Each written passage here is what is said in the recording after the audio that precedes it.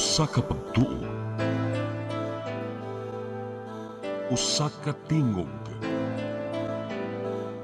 usa ka katawhan.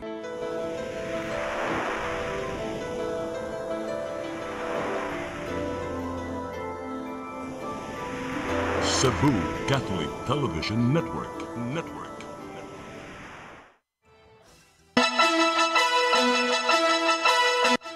Uluhan sa mga balita sa Sayre 47. 12 anyos nga batang lalaki gimudmod sa iyang 60 anyos nga apuhan sa tubig baha sa dakbayan sa Lapu-Lapu. Kasabutan tali sa siyudad sa Sugbo ug sa Mega-wide Construction buot ipabasura ni Vice Mayor Tomaso Osmeña. 903 million pesos budget gipangayo sa Office of the Vice President alang sa sunod tuig. Pulis sa Cebu Police Provincial Office naunay sa iyang armas, patay.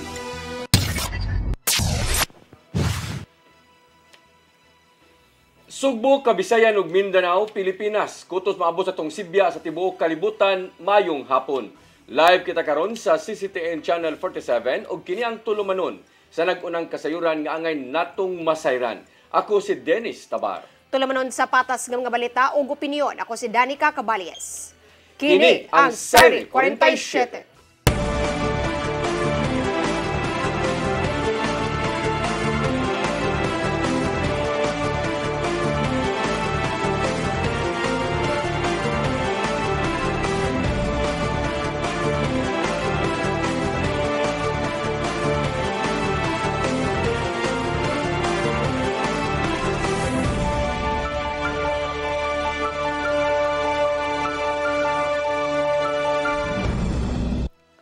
Og karon sa kumpletong detalye sa atong mga balita, pagmudmud sa 60 anyos nga apuhan sa iyang 12 anyos nga apo sa tubig baha dito sa dakbayan sa Lapu-Lapu ni katap karon sa social media. Naabot na kini sa buhatan sa City Social Welfare and Development Office ug aduna na sila gibuhat nga mga lakang. Ang kasayuran ihatod ni Cristel Joy Felerca.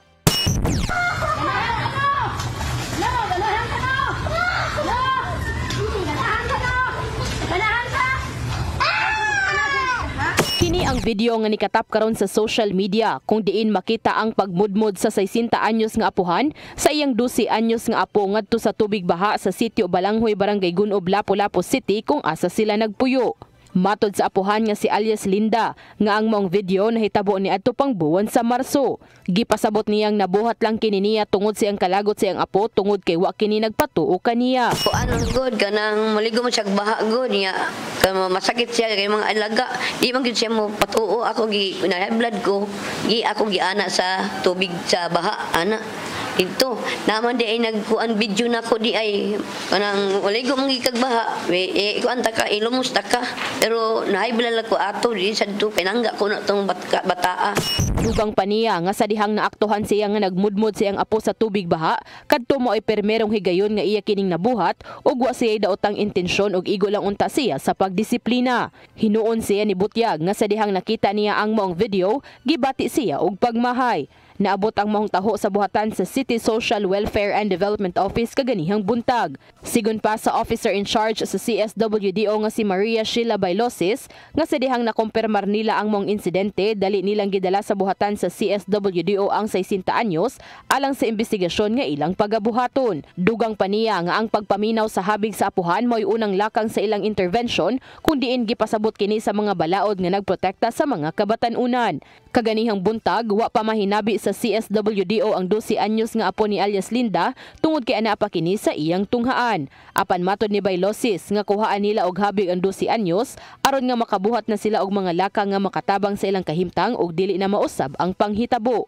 Apan usa sa iyang gipasalig nga ipaubos sa counseling ang mag-apuhan. Isa gyud sa atong buhaton is counseling sa bata and of course sa lola pod no aron atong mas mabalaan sad ang impact labi na 12 years old na ba ang bata.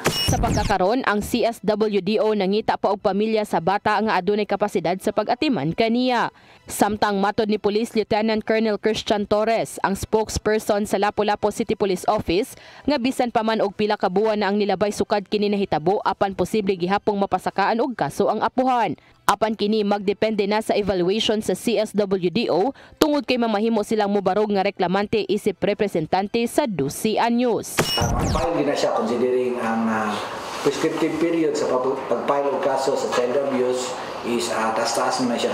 Do pila na ka months ang niagi, pwede kaya po na siya na tumapile after sa evaluation sa DSWD. Crystal Joy Felerca, CCTN News. Kasabutan tali sa Cebu City Government ug Megawide Construction Corporation. Buot nga basura ni Vice Mayor Tomas Osmeña. Subay kini sa iyang baruganan diin supak siya sa privatization sa carbon public market. Ang kasayuran hato ni Gia Navarro. Atol sa pagbukas sa 17th Sangguniang Panlungsod, apil sa legislative agenda ni Cebu City Vice Mayor Tomas Osmeña mao ang pagbasura sa kasamtangang kasabutan tali sa LGU o sa Megawide Construction Corporation.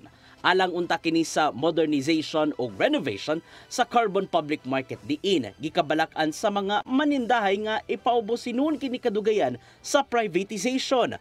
Matod ni Osmeña nga dili makatabang ang maong kasabutan tuod kay dili hinuon kini mapaymuslan sa mga yanong kabus nga nanginabuhi sa mga merkado. Wala niya gikalipay ang nangaging mga administrasyon sa pagsuporta sa redevelopment sa mga bantugang merkado. Number one in my legislative agenda is to assure the poor that we will fight against all odds to maintain our slogan, walang iwanan.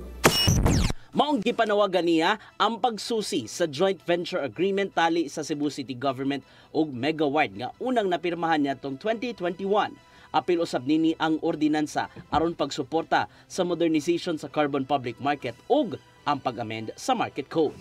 Gihangyoy niya ang mga sakop sa konseho nga suportahan ang iyang legislative agenda aron matod pa mas mapanalipdan ang urban poor diin apil ang mga naninda sa carbon market. I encourage a lot of debate, and the clash of ideas is a great way of testing the validity of your stand. We are not Iglesia ni Cristo or a dictatorship where you have to be obedient. And don't think just because you're right, because your voice is louder. Lakip usab sa iyang legislative agenda mao ang pag-amend sa 7 ka mga resolutions diin gilagway mismo sa Vice Mayor nga pre-pogo operations kini. Iya hinon kining idetalye sa mosunod pa mga sesyon sa konseho. Gia Navarro, CCTN News. Planong bag-ong hospital sa syudad sa Mandawi nanginhanglan og pundo nga usa ka bilyon ka pesos. Pagtukod gitan-aw nga himuong matag andana. Ang kasayuran ihatod ni Mary Rose Sagarino. Nakigtagbo kagahapon si Mandawi City Mayor Tadeo Junque Uano ni Dr. Gerardo Aquino, ang Chief of Hospital sa Vicente Soto Memorial Medical Center, mga representante sa Department of Health o Department of Public Works and Highways. Kuyog usab ang staff sa Mandawi City Hospital. Katuyuan sa meeting ang pag-finalize sa plano alang sa bagong City Hospital sa Mandawi. Si Dr. Aquino ang nitabang sa disenyo sa Tambalanan. Gikatakdang masugdan na sunod tuig ang pagtukod sa giplanong bagong hospital sa Mandawi. Kini ito sa susamang lugar sa kasamtangang hospital. Gibana-banang moabot sa 1 ka bilyon ka pesos ang gikinahanglang pondo sa plano nga 4 ka andana nga Tambalanan. Karong tuiga, magahina ang syudad og 50 milyones pesos nga gamiton sa detailed engineering design. Tungod sa kadako sa gikinahanglang pondo, matod ni Uwano nga ipatuman ang construction matag hugna o matag andana. Functional, una ta mo proceed sa next na sa di para sa uban man na humanon sa ang tibuok building, una ka makasugod nya human wala pa equipment daghan pagkuhang. So we agreed na humanon sa ni kay kuan man to siya 4 floors man to siya, 4-story hospital. So humanon ang first floor, una mo proceed sa second floor, dapat functioning ni siya ang first floor. Aduna na initial funding nga 100 milyones pesos pinaagi ni Congresswoman Imari Lole Papuano Dizon Mato ni Junkie Uwano nga makigalayon usab siya sa mga senador alang sa pagkuha og dugang nga pondo. Government from our senators or any other national agency will be well appreciated by the city. Sa plano nga bagong city hospital, mahimutang sa first floor ang mga importanteng serbisyo. Lakip na ang emergency room, operating room, pharmacy, suppliers room ug billing section. Sa ikaduhang andana, ibutang ang dialysis center ug specialty units. Ug sa ikatulo ug ikaupat nga andana ang mga ward. Mary Rose Sagarino, CCTN News. Giduso na ni Cebu 3rd District Representative Karen Hope Garcia ang unom ka mga balaod ngadto sa Kongreso. Apil sa iyang mga gipangduso maong pagsiguro sa maayong panglawas sama lang sa Enhanced PhilHealth Consulta Package and Preventive Health Access. Gilakip sa iyang priority bill sa Kongreso ang Basic Life Skills Course Bill, One Valid ID Bill, Empowering LGU to Declare State of Calamity Bill ug uban pa. Gipasalamatan ni Garcia ang mga staff sa Kongreso sa pagdawat sa mga gidusong balaod nun, nunot na sa pagsugod sa 20th Congress. Gatusan ka mga drums sa medical waste ang nagpundo sa karaan nga terminal sa barangay Subang Dako, syudad sa Mandawi, gipangkuha na sa bag-ong hauler. Gikatakdang mahuman ang pagkolekta sa mga basura, lakip na ang anaa sa mga tambalanan karong simanaha. Ang kasayuran ihatod ni Mary Rose Sagarino.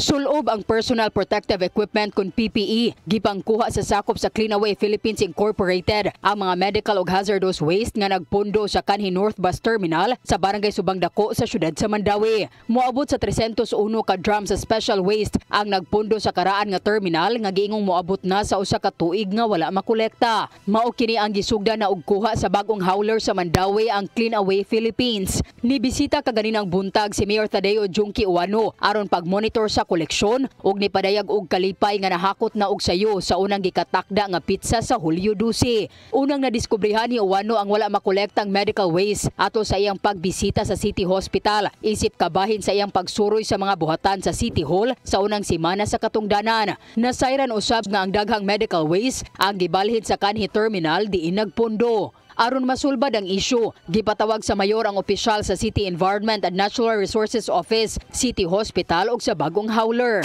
Dili na kayo ni siya ingunani na medical na hazardous. Makuha dayon ba? So, kay concerned sa ko sa kaning mga residents na adiri. No? Makitaan man ninyo katong gipabutangan kay natong barrier lang. Ang basura wala makolekta sud sa kapin sa usa ka tuig tungod sa kalangay sa pagproseso sa permit to transport. Ang bagong hauler sa Mandawi ang nakabase ngadto sa Leyte. Karong June pa na notaryo ang atong MOA, atong kasabutan. Napaspas po with the help of Mayor and our City Administrator ang katong permit to transport nga padung ta sa Region 8. Ang syudad ni balhin sa bagong hauler, human magsira ang pasi ang kaniadto nilang waste hauler. Gilauman nga mahuman ang paghakot sa nagtipunog nga medical waste, lakip na ang mga basura nga anaa sa Mandawi City Hospital karong simanaha. And the contract for this is around 200,000 kilograms. So until we reach that point, yun, mahuman na ta. So far, continuous naman ang generation ng waste. Karon nga nagsugod na ang operasyon sa bagong hauler, gisaad nga wala nay magpondo nga medical waste, hilabi na nga adunay nagpuyo nga mga residente sa karaan nga terminal. Mary Rose Sagarino, CCTN News.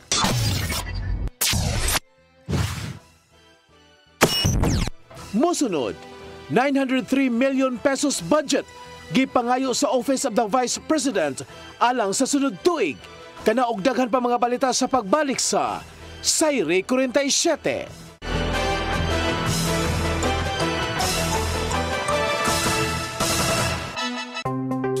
Discover the beauty of the Philippines.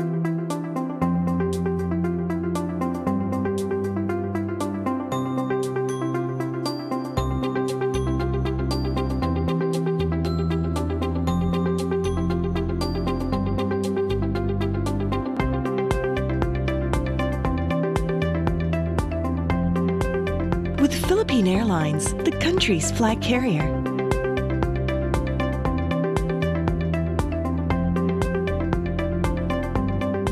the airline that lets you feel the warmth of the nation.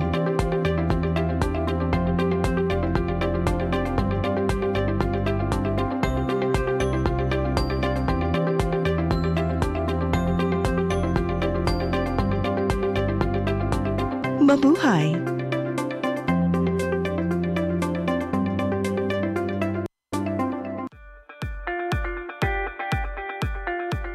Congratulations! Nonito Tatay Dodong A. Lemchua, awarded as Cable TV Maverick, Father of Cable TV in the Philippines, given by Philippine Cable and Telecommunications Association Incorporated, PCTA, from Phil Products Group of Companies.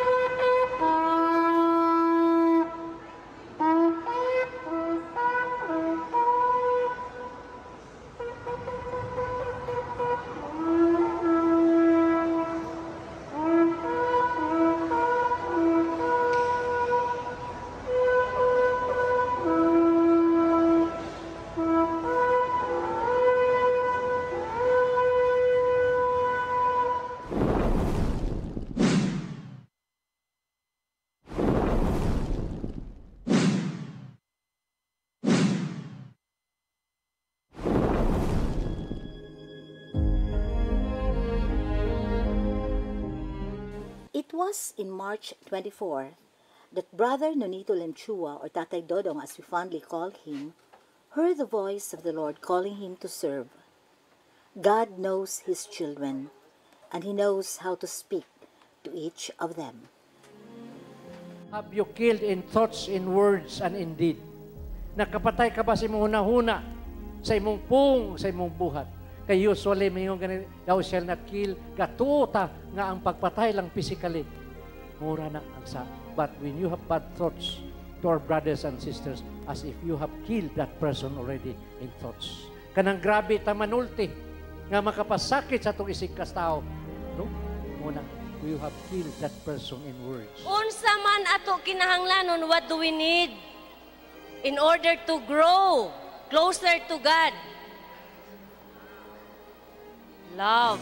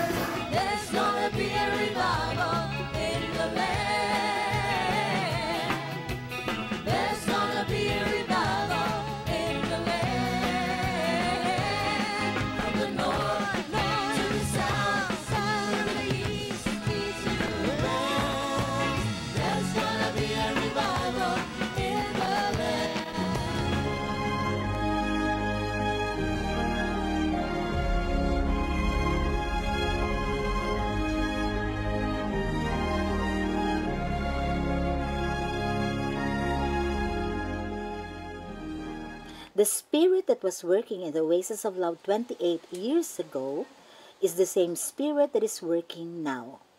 God's power and miracle is happening in our community.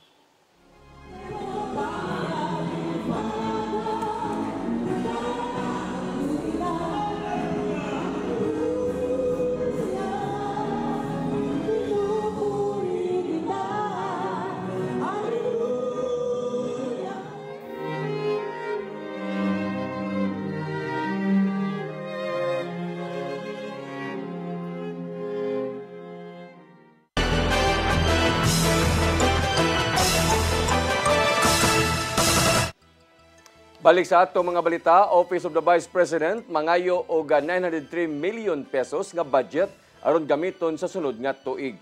Gitataw sa ilang tipamaba nga way labot sa ilang pangayoon ang confidential funds. Ang kasayuran ihatod ni Mary Rose Sagarino. Mangayo ang Office of the Vice President og 903 million pesos nga magamit karong tuig 2026. Mas taas kini og 170 million pesos gikan sa kasamtangang budget ning fiscal year 2025 nga may kantidad og 733 million pesos. Matud sa tigpamaaba sa OVP nga si Ruth Castelo nga gidugang sa Department of Budget and Management ang gipangayong pondo alang sa OVP. Gitataw niyang pinasubay lang kini sa function sa ilahang buhatan ug mga dugang pangpanginahanglanon maong nakabot ang dugang pondo nga gisugyot sa DBM. There should be a list from the office dahil the requested amount was more than 100 million pero ang dinagdag na lang from 803 naging 903. So 100 million lang yung Ginoon dili sila mangayo og bisan unsang confidential funds alang sa sunod tuig tungod kay wala sila nag-request niini. Dako ang kumpiyansa sa OVP nga maaprobahan sa Kongreso ang 903 million pesos nga budget sa sunod tuig. Motambong hinuon sila sa umaabot nga budget hearing sa Kongreso ug Senado. Sa laing bahin, nakadawat ang OVP og unmodified audit opinion gikan sa Commission on Audit matud sa 2024 COA report nga nahisubay hinuon sa husto, limpyo ug walay makalapas nga financial policy sa gobyerno. Tulo ka tuig nang nakabot sa OVP ang unmodified opinion gikan sa COA taliwa sa isyong giatubang ilabi na ngadto kang Vice Presidente Sara Duterte nga gipasangin lang nangawkaw sa panudlanan pinaagi sa confidential funds. Mary Rose Sagarino, CCTN News. Land Transportation Franchising and Regulatory Board 7 mopahigayon og random inspection sa mga PUV aron mapatuman ang anti-sardinas policy. Matod sa Regional Director nila nga kinahanglang ipatigbabaw ang disiplina sa matag usa alang sa luwas nga biyahe. Ang kasayuran ni hatod pagbalik ni Gian Navarro. Gipahugta na sa Land Transportation Franchising and Regulatory Board 7 ang paglikay sa overloading sa matag public utility vehicle units. Ning simana lang ni mando si Transportation Secretary Vince Dizon sa tanang mga PUV operators nga tumanon ang gidugutang maximum nga gidaghanon sa mga pasahero sa sulod. Pinisubay kini sa mando ni Presidente Ferdinand Bongbong Marcos Jr. nga kinahanglang matagamtaman sa tanang mga pasahero ang luwas nga biyahe sa tanang panahon. Gibutyag di LTFRB 7 Director Eduardo Montialto Jr. nga di kalikayang magpunsisok ang mga pasahero sa sulod ilabi na sa modern jeeps, matagting sulod og tinggawas sa trabaho og eskwela. During peak hours, kining mga asanapit ng loading area sa mga modern PUJ, 5 lang na sila ka-units, hutdo nilag sa kaitanan. Ang ikaunom nga unit ana nga mobiyahe wa nay sulod. So pasabot dili gyud kulang diri lang sa ato ang region, dili kulang ang atong jeepney. Aron masigurong matuman ang anti-sardinas policy gikan sa DOTR, mupahigayon ng LTFRB 7 uban ang mga allied agencies og random inspection sa kadalanan. Subayon nila ang mga modern og traditional jeeps kung nasunod bagyod sa allowable maximum capacity sa mga pasahero sa sulod hangtod sa 32 ka mga pasahero. Apil usab silang pangsukit-sukiton ang mga security cameras sa sulod sa modern jeep aron masuta kung gituman ba sa mga operators ang maong lagda sa tanang panahon. May random nga buhaton nga i-check na mo og unsang orasa nga among makita pananglitan kinini ang alas 4 busy man kay na tan-aw na mo og sa CCTV nila kung nanobra gani na ang ilang gipa standing so amo magpadala mi isyukos. Ang makalapas nga operator sa maong lagda multahan og di mo menos sa 5,000 pesos o di ba kaha i-impound ang iyang sakyanan og hangtod usa ka buwan. Mao gipanawagan ni Montialto nga ipatunhay ang disiplina alang sa mga driver, operators, apil na ang matag pasahero.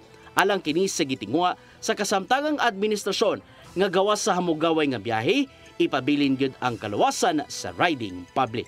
Wala tay heavy traffic or traffic jam kung tanan dunay disiplina. Kay nakita man nato sa ubang lugar diri sa ato lang sa Pilipinas. Natay lugar diri nga bisan pa og daghan gyud kang sakyanan pero maayo man og disiplina dili man wala may traffic jam. CCTN News. Cebu Provincial Capitol Building gisusi sa mga sakop sa Bureau of Fire Protection subay kini sa kabalakan ni Governor Pamela Baricuatro nga maigo sa sunog ang maong building tungod sa kakuwang sa mga fire extinguishers sa uban nga buhatan. Ang kasayuran ihatod pagbalik ni Gian Navarro. Ning simanahan lang gikabalak-an ni Gobernador Pamela Baricuatro ang kahimtang sa mga buhatan sulod sa Capitol Building. Sa iyang pagsusi, adunay mga buhatan nga nagtulo matud pa ang ibabaw nga bahin ug kuwang sa fire extinguishers ingon man walay fire exits ang uban. Sumapa niya nga apektado ang kahimtang sa karaan nga building sa Kapitolyo nga may heritage site usab sa Sugbo. We need to do a lot of maintenance here because from what I heard the last time that it was there was a renovation was 2015. So that's like 10 years already. 10 years already ang last but I guess if ato ning ipaayo karon maintenance should be a part of the budget siguro. Daling mipaygayon karong adlaw og inspeksyon ang mga kadagkuan sa Bureau of Fire Protection Cebu City ug ang Provincial General Services Office sa palibot sa Capitol Building. Gisusi ni Fire Marshal Tito Purgatorio ang matag buhatan kung aduna bay igo nga fire exit. Apil sa gipangsusi ang istruktura sa Capitol Building aron masuta kung luwas pa ba kini sa higayong adunay emerhensiya sa sulod. Gawas sa mga fire hazards, gisukit-sukit sa BFP ang mga engine rooms. Sumapa ni Cebu City BFP Information Officer Wendell Villanueva nga gihimuan na kini og report aron ihatod ngadto kang Gobernador Baricuatro. After kwan siguro pila ka adlaw rang nana ang report, very extensive report. Tanaw to og kwan bagid do na bagi igong kanang kapasikaran ba ang statement ni Gov, no? So, gipasabot noon sa Assistant Provincial Administrator nga si Aldwin Impases nga kabahin lang sa planong pag-renovate sa mga buhatan sa Kapitolyo ang maong inspeksyon. Bisan pa man sa kakaraan sa Capitol Building, kinanglanon gyud ang saktong maintenance sa palibot. Kini aron ipabilin ang luwas nga pagpanarbaho sa sulod. Government policy man gud ni Gov is to make people comfortable. Less stress means productive service pud sa mga stakeholders nato. So inana gyud ang type of work ethic ni Gov. So munang we're just happy lang na more responsive si Bureau of Fire. So unsay ilang report, let's wait lang on Monday. We will inform you. Ang lakang kabahin lang sa mando ni Baricuatro nga mao ang pagsanong sa lagda sa Department of Interior and Local Government nga ipabilin ang luwas nga katrabahoan sa mga kawani sa gobyerno. Gian Navarro, CCTN News. Sixth board meeting of the Fund for Responding Loss and Damage gipahigayon karong adlaw sa Dakbayan sa Lapu-Lapu. Apan usa ka non-government organization ang nagprotesta atol sa unang adlaw sa maong kalihukan. Ang kasayuran hatod ni Crystal Joy Felerca. Gisugdan karong adlaw ang tulo ka adlaw nga 6th board meeting of the Fund for Responding Loss and Damage nga gipahigayon sa usa ka hotel sa Dakbayan sa Lapu-Lapu. Ang nasod sa Pilipinas, pinaagi sa Department of Environment and Natural Resources kun DENR mo'y napiling host sa maong kalihukan. Kini na mo ikaduhang higayon gipahigayon sa nasod ang maong board meeting. Ang FRLD nagtinguha nga matabangan ang mga nasod nga direktang naapektuhan sa climate change. Usa sa nitambong sa mong kalihukan kaganihang buntag mao si DENR Secretary Rafael Otilla nga mao na usab ang nipadangat sa mensahe ni Presidente Ferdinand Marcos Jr. Sa pagpahigayon niini dinhi sa Sugbo, malaumon ang presidente nga mahatagan og kasulbaran ang mga isyu nga matuki sa maong meeting. We commend the board for the meaningful strides made in operationalizing the fund, especially since your last meeting here in December. The decision in Barbados to allocate an initial $250 million for 2005 to 2025 to 2026 is a crucial step forward. It will bring much-needed support to countries that face the most devastating impact of climate change, yet with the least means to recover. Apan kaganihang buntag, usa ka non-government organization ang nipahigayon og malinawon nga protesta sa ground sa Naasong Resort kung asa kini gipahigayon. Dala ang ilang banner na nawagan sila ngadto sa presidente nga pabayron ang mga fossil fuel companies sa mga danyos nga ilang nabuhat sa kalikupan, ilabi na nga usa ang nasud sa Pilipinas nga nakasinati sa climate crisis. And we call on the President to ensure that this accountability is pursued by demanding payment, by instituting climate policies and speeding up the process such as the deliberations and the eventual passage into law, hopefully, of the Climate Accountability Bill, and even pursuing legal options against big oil and gas companies. Ang maong meeting magpadayon hangtod karong Hulyo 11. Crystal Joy Felerca, CCTN News.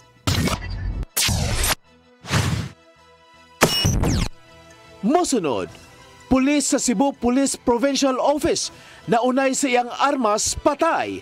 Kanaog daghan pa mga balita sa pagbalik sa Sayri 47.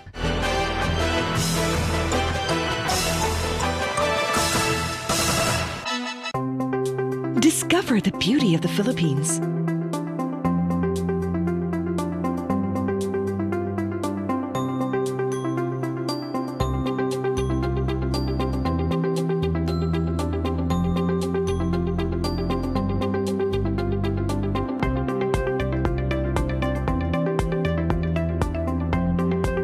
With Philippine Airlines, the country's flag carrier.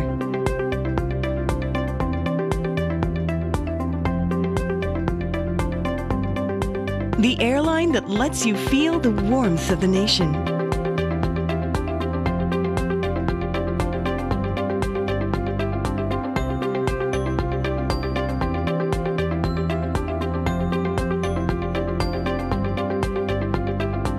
Mabuhay!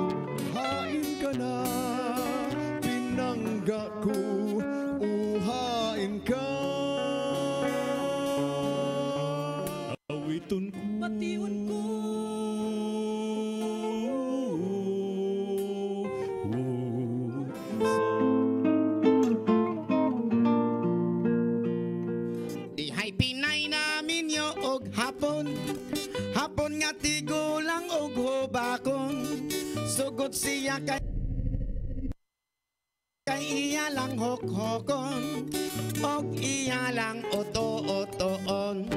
Ay pas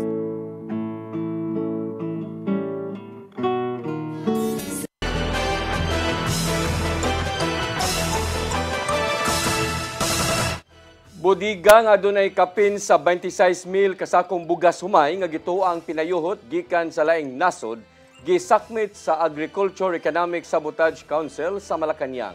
Kinihuman masuta nga nanubra ang ginaganon sa nalatid sa ilang permit. Ang kasayuran ihatod ni Arnold Bustamante. Nasakpit sa Agriculture Economic Sabotage Council kun AAES sa pagpangulo sa Secretary sa Special Assistant to the President for Investment and Economic Affairs nga si Frederick Go uban sa Regional Maritime Unit 7 of Criminal Investigation and Detection Group Regional Field Unit 7 ang 26,000 kasakong bugas humay nga gituan nga mga smuggle gikan sa nasod sa Pakistan ug Vietnam nga nahimutang sa usa ka bodega sa Arabaya Street, Barangay San Roque sa siyudad sa Talisay. Kini ang labing unang higayon nga dunay gironda nga bodega sa bugas humay sa Central Visayas suman nga nahimong balaod ang Republic Act 12022 kun ang Anti-Agriculture Economic Sabotage Law. Among ginaganon sa mga nasakmit nga bugas gibana-bana nga mokantidad ang tanan sa 38 milyones ka pesos. We're all here, nandito po tayong lahat to witness the first ever landmark enforcement of the AAES kasama po mga partner agencies namin dito sa city. Dito, the goods were inspected, examined, and found to be illegal. This decisive action sends a strong and clear message to economic saboteurs. The government stands united and shall be relentless in its efforts against such illegal activities. Maraming salamat. Nga walay piyansa nga gitugot sa Korte ubos sa balaod sa Pilipinas si Police Major Marlo Gabato sa Regional Maritime Unit 7 na kanayon nga ang mao nga operasyon nga ilang gihimo uban sa Criminal Investigation and Detection Group Regional Field Unit 7 nagbase kini sila nakuha nga impormasyon nga dunay budigan nga maligya og mga pinayhot nga bugas gikan sa laing nasod.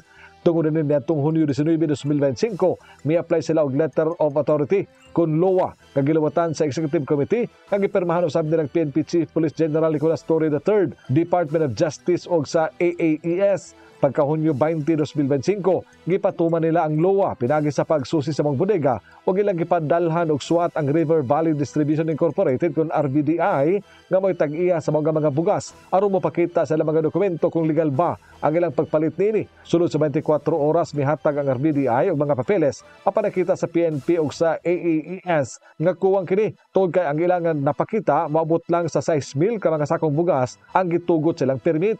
Tungod kay nagduda ang mga pulis nga sobra ang mga sinakong bugas nga naa sa bodega, ni-apply sila og confirmatory search warrant sa korte sa siyudad sa Talisay aron pag-ihap sa kinatibuk ang ginaganon sa mga bugas. Sa dihang gitugutan sa korte ang ilang nga gi-apply nga confirmatory search warrant, gilusaday nila ang inventory ug nasuta nga niabot gyud kini sa 26,562 ka sako ang naa sa mga bodega. From the time na hindi sila nag-submit ng mga documents within the 24 hours notice to comply, so doon kami nag-file ng confirmatory search warrant. Pero limang may ibaw ni Gabato nga dalhon nila ang 20,562 kasakong bugas o i-turnover kini sa nasundong kagamahanan samtang ipabili nila ang kapin 6,000 nga dunay permit. Ang abogado sa RVDI nga si Attorney Cristina Angeli Abellana mohimog legal nga pamaagis ang litsya nagtuo ng iyang kliyente mi comply sa tanang requisitos kag ipangayo kaniya sa gobyerno. Tungod kay bago ang mga balaod gibutyag sa CIDG7 kag ipakusgan karon sa mga tinugyanan sa balaod ang pagpatuman niini. Mato ni Police Lieutenant Colonel Jeric Filosopo nga mohimo pa sila og hugot nga monitoring sa mga rice smuggling sa Central Visayas. Arnold Bustamante, CCTV News.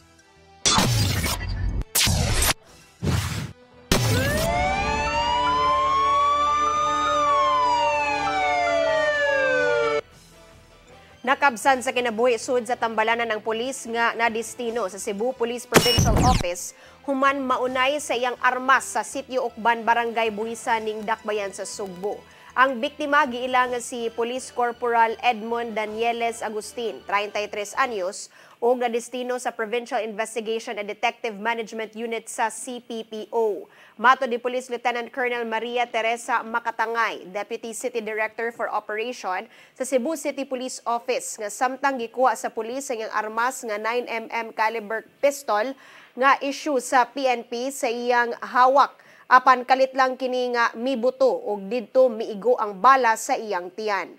Giklaro ni Makatangay nga wala sila'y nakitang foul play sa kamatayon sa maong pulis, sanglit aksidente ang nahitabo. Usa ka vintage bomb ang na-recover sa mga personnel sa Waterfront Police Station 3 sa compound sa Commission on Audit sa COA 7 diya sa may MJ Cuenco Avenue, Barangay Tinago ning Dakbayan sa Sugbo kagahapon sa buntag. Matod sa mga nag-operate sa backhoe nga si Eric Bacos, 46 anyos nga taga-sitio Lunguyan, Barangay Lagtang, Siyudad sa Talisay, og trabahante sa 3R Construction Company nga nagpasado alas 9 sa buntag iyang nakaut ang maong dako nga bomba. Malampuson hinuon nga nakuha sa mga personnel sa RICO 7 ang pagpangulo ni Lieutenant Joel Tabuada nga gibanabana nga 1,000 kalibras nga vintage bomb kung naila nga usa ka general purpose bomb ug human ni nakuha gideklara na usab dayon ang maong dapit nga luwas. Mao kadtong naglangkob sa atong mga balita sa Sayre 47, ako si Dennis Tabar. Ako si Danica Caballes, sangtod ugma sa inyong paboritong tulumanon. Sayre 47.